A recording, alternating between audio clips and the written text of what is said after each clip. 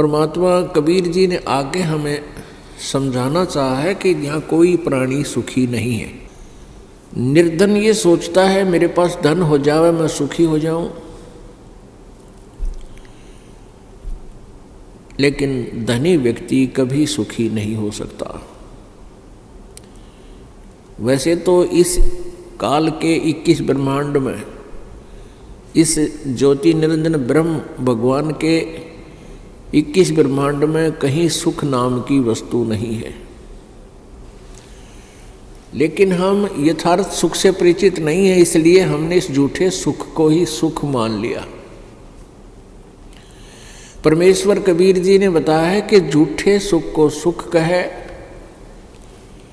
ये मान रहा मनमोद, ये सकल चबीना काल का, कुछ मुख में कुछ गोद।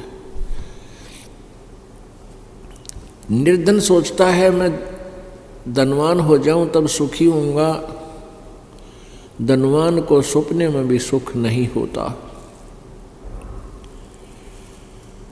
धनवान सोचता है कि ये राजा लोग सुखी होंगे, राजा लोग इनसे भी महादुखी होते हैं। एक परिवार का मुखिया जिसमें 5-6 सदस्य ही होते हैं, उनकी व्यवस्था में पालन पोषण में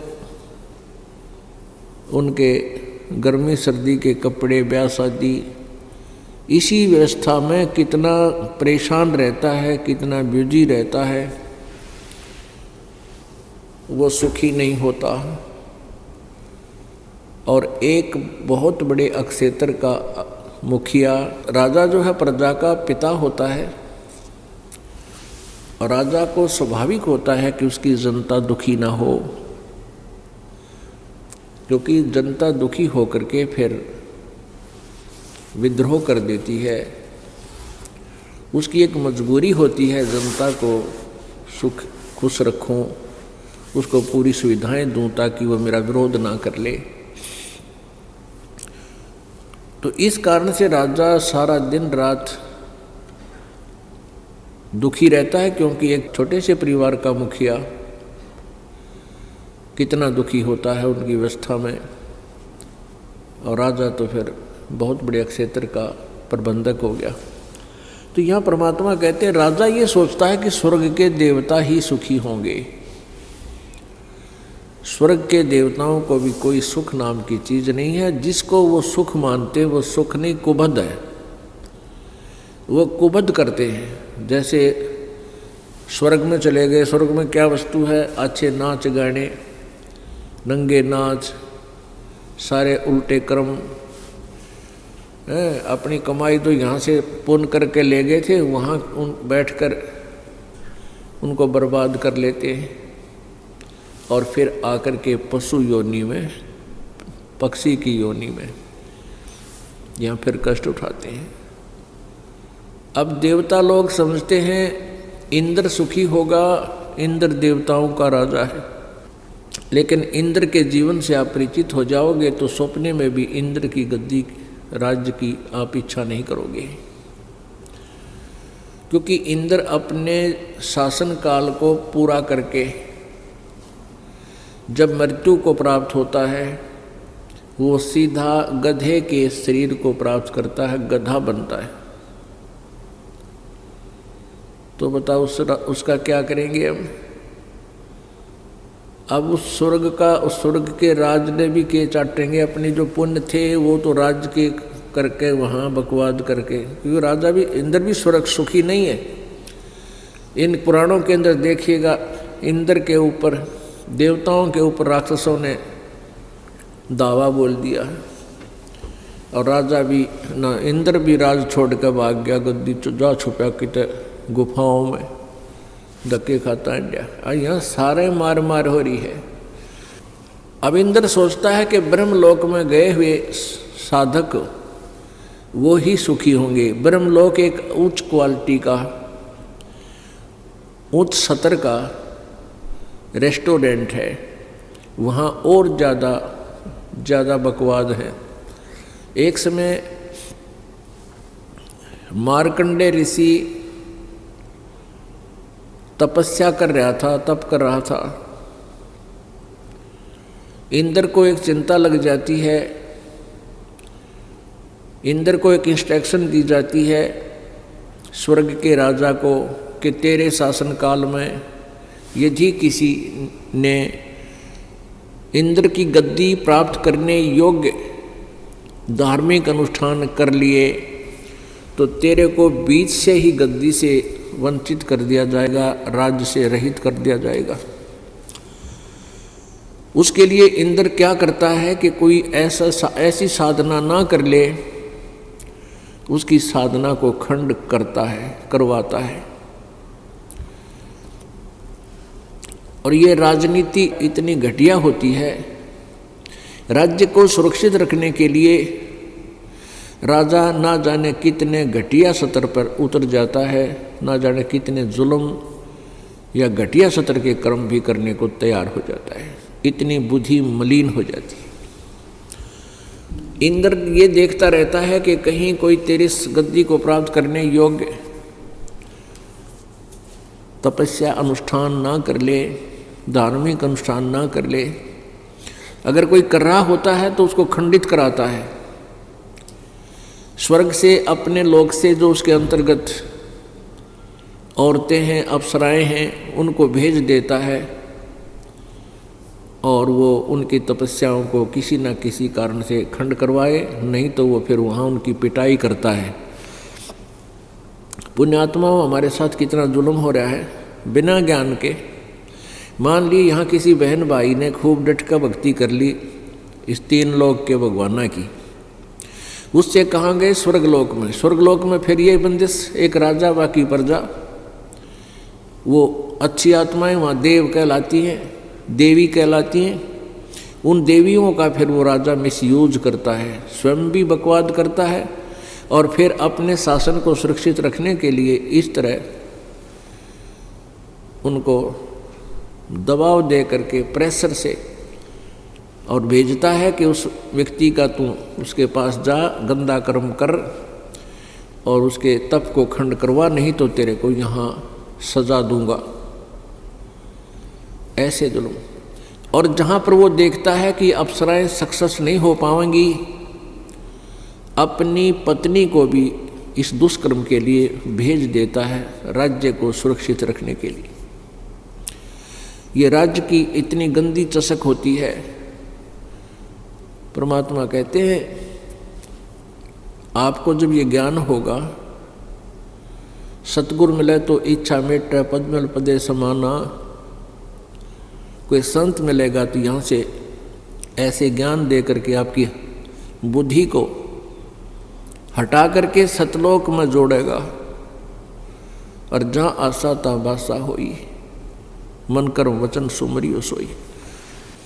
इंद्र ने एक अप्सरा भेजी मार्कंडे गोसाई, ऋषि मार्कंडे गोसाई की जो ना तपस्या को भंग कराने के लिए। उस उर्वशी ने बहुत सुंदर हार श्रृंगार किया, पूरे शरीर के ऊपर सुंदर सुगंधित लेप किया और वहाँ मार्कंडे ऋषि जहाँ बैठे तप कर रहे थे उसके सामने डांस करने लगी और अपनी सिद्धि से वहाँ एक ऐसा माहौल बना दिया, ऐसा वातावरण बना दिया, बहुत सुंदर, ना गर्मी ना ठंड, सर्दी रही, बसंत जैसा मौसम बना दिया और वहाँ डांस करने लगी।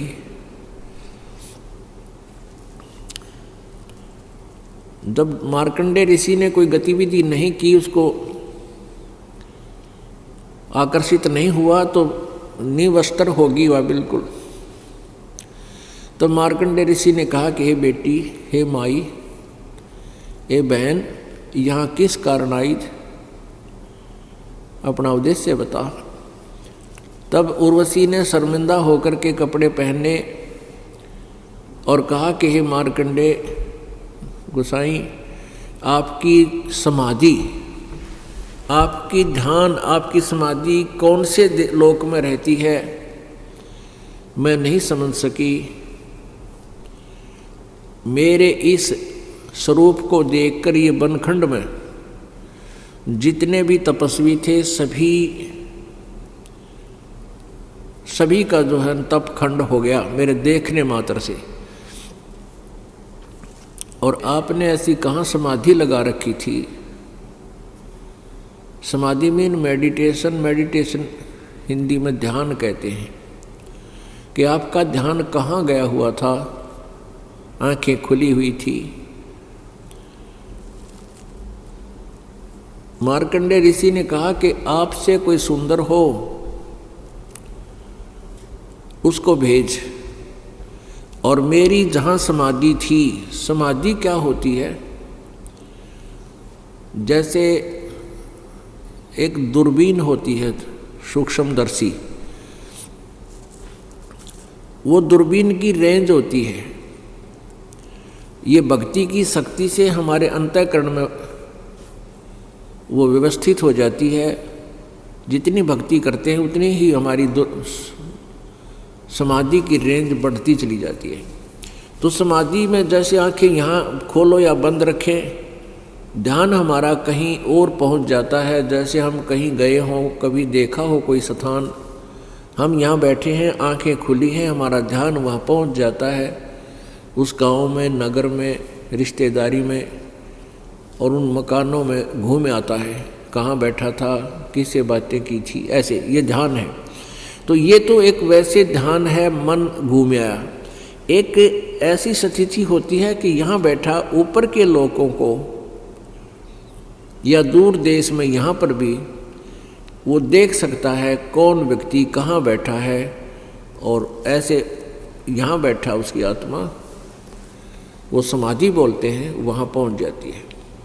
तो उसने बताया कि मेरी समाधि में जहाँ मेरा ध्यान गया हुआ था, जहाँ मैं नाच देख रहा था। पुण्यात्माओं, एक कंसेप्ट को क्लियर करने के लिए बहुत सी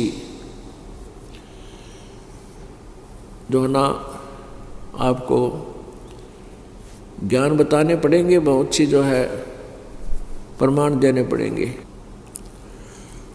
अब समाधि कैसे लाई जा सकती है? समाधि के लिए जैसे समाधि लगा कर कहते हैं ना भजन करे और कई वर्षों तक बैठा रहा, कई घंटे बैठा रहता है, तो उसमें ऐसा ही होता है। हमारे शरीर में ये कमल बने हुए हैं और अभ्यास हठ योग से करते करते कोई चैनल उसकी पिछली पुण्य कमाई से कोई चैनल ऑन हो गया, यानी कोई कमल खुल गया, उसमें वो आत्मा उसका प्रवेश कर गया। शरीर यहीं पर है, वो अपने ही शरीर में अंदर से ही उस टीवी पर देखता देखता अंदर घुस जाता है और उस कमल में, यानी जैसे गणेश जी के कमल में, मूल कमल में प्रवेश हो गया, उसके लोक में समाधि पहुंच गई ऑटोमेटिकली। और वहाँ जो हो रहे हैं नाच गाने, कोई भी क्रिया, किसी प्रकार का कोई राज का पाठ का कोई व्यवस्था, गण हैं वह बैठे हैं, बातें कर रहे हैं, कोई कहीं कुछ हो रहा है, कहीं कुछ हो रहा है, जैसे इस लोक में चल रहा है, ऐसे वो देखता रहता है। उसको पता ही नहीं होता तू यहाँ बैठा है कितनी देर होगी। नहीं तो बैठ नहीं सकता ये मन, 1 मिनट भी ना बैठने दे, 10 मिनट में कोई न कोई मुरोड़ी लगा देगा, चल वहाँ चलते हैं, ऐसा देखते हैं, ऐसा करते हैं। जैसे फिल्म देखते हैं, 3 घंटे होते हैं और 3 घंटे का पता नहीं लगता देखनिया ने, यदि उनके अनुकूल होता हुआ। तो इसी प्रकार ये अंदर एक फिल्म देखते रहते हैं और इस कारण से ये काफ़ी वर्षों तक न्यों बैठा करते, और उस बैठे रहने से इनको तप बन जाता है। और कभी याद आ जाता है तो ये मंत्र का जाप भी करते हैं। इन दोनों का मिला जुला जो संयोग है, इनको स्वर्ग में प्राप्त होता है। जिसने ज़्यादा समाधि मेडिटेशन यानी हठ योग किया, तप किया, तो उसको इंद्र बना दिया जाता है, स्वर्ग का राजा भी बन जाता है। ओम नाम का जाप साथ में ये हठ योग करने वाले पहले ब्रह्मलोक में जाते हैं और ब्रह्मलोक के बाद फिर ये पृथ्वी पर राज्य प्राप्त करते हैं और उसके बाद 84 लाख योनियों में धक्के खाते हैं। तो मार्कंडेय ऋषि कह रहा कि मेरी समाधि जहाँ पर थी, अर्थात मैं जहाँ नाच गाने देख रहा था ब्रह्मलोक में, वहाँ नाचने वाली अप्सराओं की तेरे जैसी तो वहाँ 7 नौकरानी थी, 7, उनके पैर धोने वाली। तो मैं तो उनके डांस देख रहा था, और तेरे ते कोई सुंदर और हो उसने भेज। तो वो कहती है कि मैं इंद्र की रानी मैं ही हूँ, पटरानी, इंद्र की पटरानी मैं ही हूँ, और आप एक बार स्वर्गलोक में, इंद्रलोक में चलो, नहीं तो मुझे दुहागन करेंगे, मुझे धिक्कारेंगे मेरी। आप एक बार वहाँ चलो, मेरी बेइज्जती हो जाएगी कि तू हार कर आएगी। मार्कंडेय ऋषि ने कहा कि इंद्र की मृत्यु होगी तब तू क्या करेगी?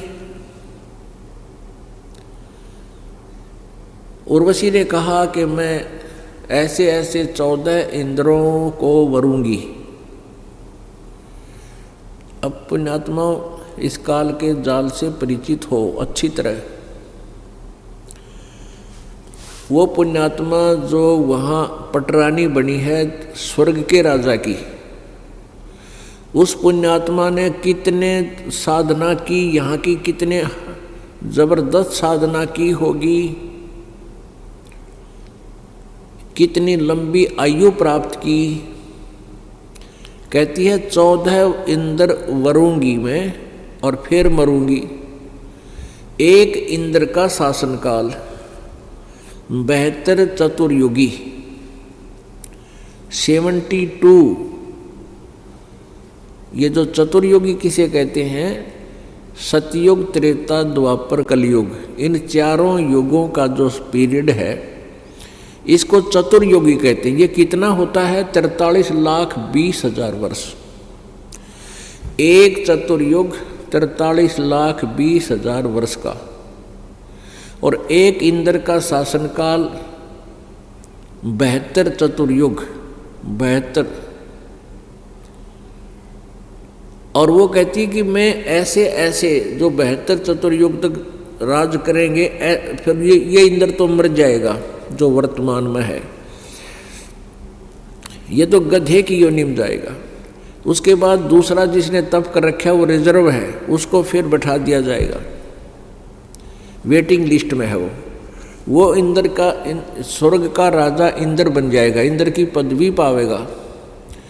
फिर 72 चौकड़ी युग पूरा करके वो भी मर जाएगा। ऐसे 14 इंद्र मरेंगे, अपना शासनकाल पूरा करेंगे, तब तक मैं प्रत्येक इंद्र के साथ उस स्वर्ग में आनंद लेती रहूंगी, उनकी पत्नी बनी रहूंगी। अब पुण्यात्माओं, परमात्मा ने इस बात का निर्णय दिया है। मार्कंडेय ऋषि की कथा के माध्यम से, कि मार्कंडेय ऋषि ने पूछा कि मुझे तू उस स्वर्ग लोक में किस लिए ले जावा थी, इंद्र के लोक में? इंद्र की पटरानी ने कहा कि मैं अपनी इज्जत रखने के लिए, ये नहीं तो मुझे मेरी मजाक करेंगे और कहेंगे तू हार कर आगी, मेरी बेइज्जती हो जाएगी। मार्कंडेय ऋषि ने पूछा कि 14 इंद्र करेगी, वो 14 भी मरेंगे, फिर क्या करेगी? यानी मृत्यु तो तेरी फिर भी होगी। फिर वो कहने लगी जितने इंद्र मैं भोगूंगी वह तो गधे बनेंगे और मैं गधी बनूंगी अपना ये स्वर्ग का समय पूरा करके। तो मार्कंडेय ऋषि बोला फिर गधियां कह इज्जत किसी, जब तू खुद कह तू अब जिंदा जी गधी, क्योंकि 14 खत्म करेगी और फिर भी इज्जत का ठेका ले रही। देख मन के किसी खोटे काम, और फिर भी इज्जतदार कहलाती है, 14 खत्म करेगी, 14 इंद्र भोगेगी और फिर क्या बनेगी? फिर गधी। आज भी गधी है तू बनने से पहले। इतने में इंद्र आ गया। जो पता लगा कि मार्कंडेय ऋषि टस से मस नहीं हुआ, इंद्र ने आकर कहा कि हे महाराज, हे बंद निवाज, इंद्र की गद्दी प्राप्त करो, तुम जीते हम हारे। मार्कंडेय ऋषि ने कहा कि अरे अरे इंद्र, तू क्या कहता है? ये इंद्र की गद्दी मेरे किससे काम की नहीं, मुझे नहीं चाहिए तेरे इंद्र का राज। और उसको समझाने की चेष्टा की मार्कंडेय ऋषि ने कि इंद्र, अब तुझे मालूम है कि 72 चौकड़ी युग पूरा करके तेरी मृत्यु होगी, तेरा शासन काल पूरा होगा और उसके बाद तू गधा बनेगा। आजा, मैं तुझे एक ऐसा मार्ग बताऊंगा, ऐसी भक्ति दूंगा, तू अमर हो जाएगा, तो फिर तेरी मृत्यु नहीं होगी। अब मार्कंडेय ऋषि ने कहा कि आजा, तुझे ब्रह्मलोक की साधना बता दूं। अब मार्कंडेय ऋषि जी को केवल ब्रह्मलोक ही सबसे बड़ा लास्ट दिखा था, लेकिन गीता जी अध्याय नंबर 8 के श्लोक नंबर 16 में कहा है कि ब्रह्मलोक पर्यंत ये सभी लोक पुनरावर्ती में हैं। पुनरावर्ती माने बार बार जन्म मृत्यु होती है। इसको महास्वर्ग भी बोलते हैं, ब्रह्मलोक भी बोलते हैं। ब्रह्मलोक में गए प्राणी भी अपने पुण्यों को समाप्त करके, पुण्यों के अक्षीण होने पर वो फिर इस मृत लोक में आते हैं, नरक में भी जाते हैं, लेकिन उनका पीरियड ज़्यादा होता है। ब्रह्मलोक में गए हुए प्राणियों का समय बहुत ज़्यादा हो जाता है। वहाँ पर भी इस बात पर निर्भर करती है कि जिसने अधिक साधना कर रखी है ओम नाम की या गहवन किए हैं, तो उसका शासन काल एक ब्रह्मा की मृत्यु तक भी रह जाता है, प्रत्येक का नहीं, विशेष का। तो मार्कंडेय ऋषि ने यही सोच रखा था कि वहां जाने के बाद 36,000 बार उत्पत्ति और प्रलय होती है इस एक ब्रह्मांड की। 36,000 बार तब तक वहां रहा जा सकता है ब्रह्मलोक में, लेकिन मृत्यु फिर भी होगी। तो पुण्यात्माओं, परमेश्वर कबीर जी ने आकर हमें यह ज्ञान दिया है, स्वयं ही आकर हमें यह ज्ञान बताया है कि इस जन्म मृत्यु के रोग से छूटने के लिए आप जी को मेरे द्वारा यानी कबीर परमेश्वर जी द्वारा बताई गई साधना का अनुसरण और उसका पालन करना होगा। फिर तुम्हारी मृत्यु कभी नहीं होगी, सतलोक चले जाओगे। पुण्यात्मा, ब्रह्मा जी की भी मृत्यु होगी, विष्णु जी की भी मृत्यु होगी और शिव जी की भी मृत्यु होगी। इनका पिता है ज्योति निरंजन, की माता है दुर्गा या अष्टांगी प्रकृति देवी, इसकी भी मृत्यु होगी। जो इनका पिता है काल, इसको ब्रह्म बोलते हैं, ब्रह्म जो 21 ब्रह्मांड का स्वामी है, इस ब्रह्म की भी मृत्यु होगी। अब यहां थोड़ा सा कंसेप्ट क्लियर करना पड़ेगा, क्योंकि पवित्र हिंदू धर्म के अनुयायी जो हैं हिंदू, ये ब्रह्मा विष्णु महेश को अजरो अमर मानते हैं दंत कथा के आधार पर, लोक वेद के आधार, जबकि इनकी जीवनी में लिखा है कि इनका जन्म मृत्यु होता है। इसके इनके माता पिता हैं। ये देखिएगा श्रीमद् देवी भागवत पुराण यानी दुर्ग शक्ति पुराण, श्रीमद् देवी भागवत, सचित्र मोटा टाइप, केवल हिंदी, गीता प्रेस गोरखपुर।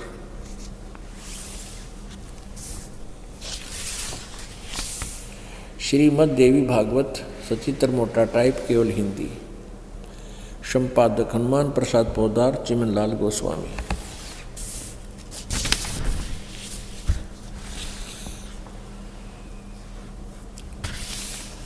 प्रकाशक एवं मुद्रक गीता प्रेस गोरखपुर, गोविंद भवन कार्यालय कोलकाता का संस्थान।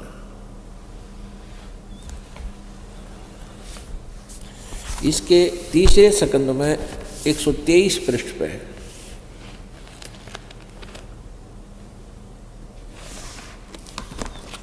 ये है संक्षिप्त देवी भागवत, तीसरा स्कंद,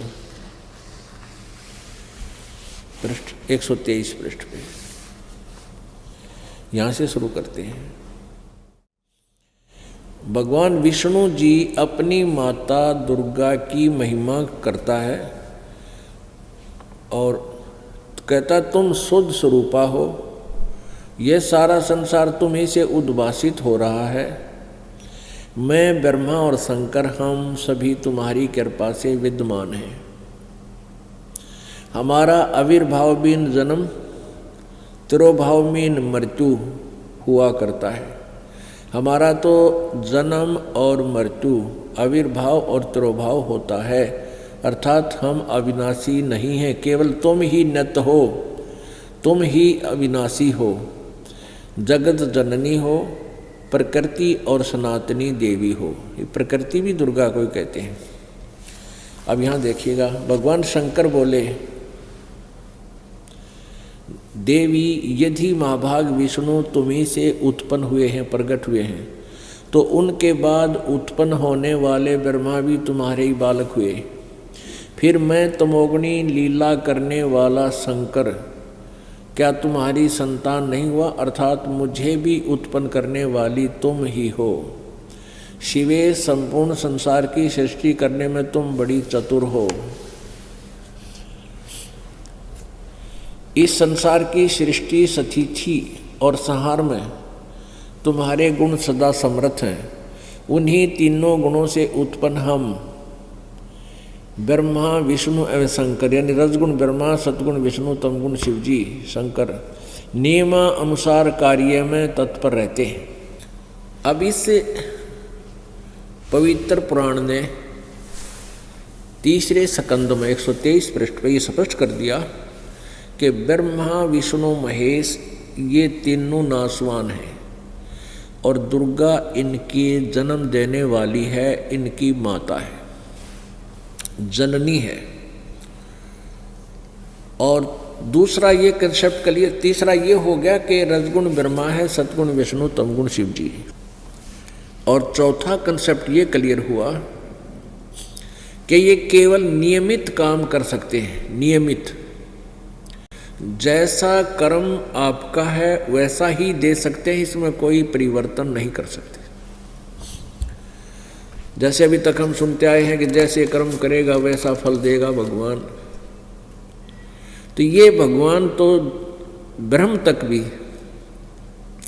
पर ब्रह्म तक भी एक पूर्ण ब्रह्म न छोड़कर, पार ब्रह्म को छोड़कर जितने भी ये भगवान हैं ये केवल वर्क डन दे सकते हैं। जैसा किया वैसा ही फल मिलेगा। पुण्य के लिए अलग अकाउंट है, खाता है, और पाप का अलग से, तो दोनों ही भोगने पड़ते हैं। तो ये स्पष्ट कर रहे हैं कि हम तो केवल वही जो सीमित हमारी पावर्स हैं उस पावर्स के हिसाब से हम सब काम करते हैं। हम किसी में कुछ चेंज नहीं कर सकते, नियमित काम करते हैं।